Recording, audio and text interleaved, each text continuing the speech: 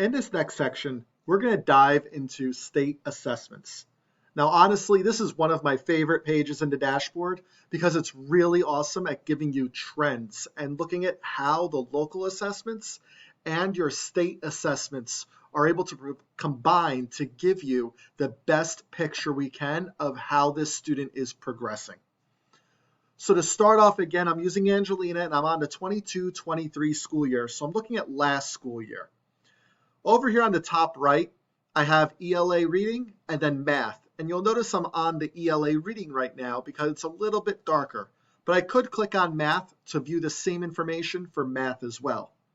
Now again, this will only work for progress monitoring assessments, so grades 3 through 10 ELA and 3 through 8 mathematics. We have this really amazing visual down here that we call the student progression graph. What this does, it gives you all of the data points from local and state assessments.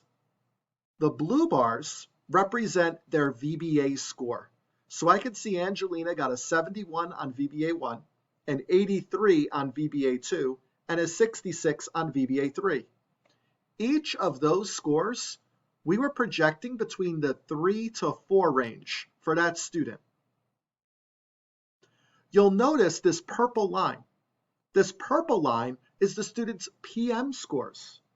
So this indicates that Angelina scored a 2 on PM1, a 2 on PM2, and a 4 on PM3.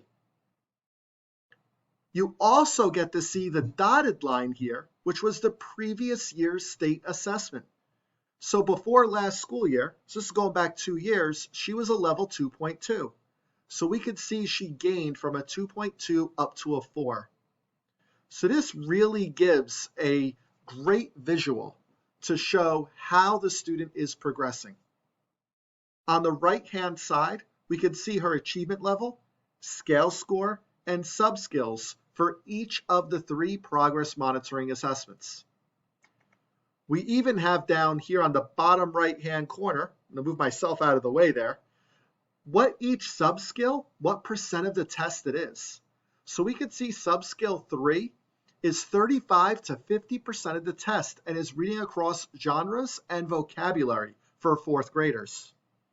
So we can see that that sub-skill is actually weighted a little bit more than the other sub-skills.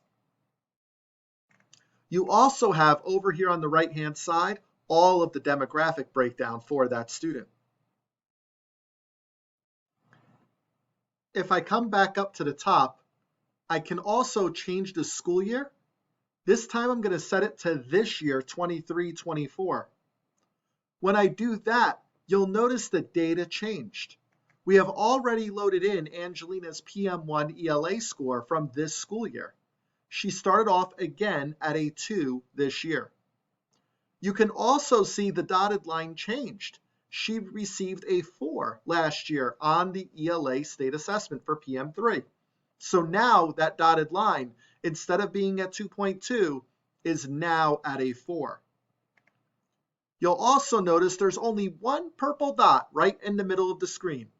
The reason why the purple dot is right in the middle of the screen is because she has only taken 1 PM assessment.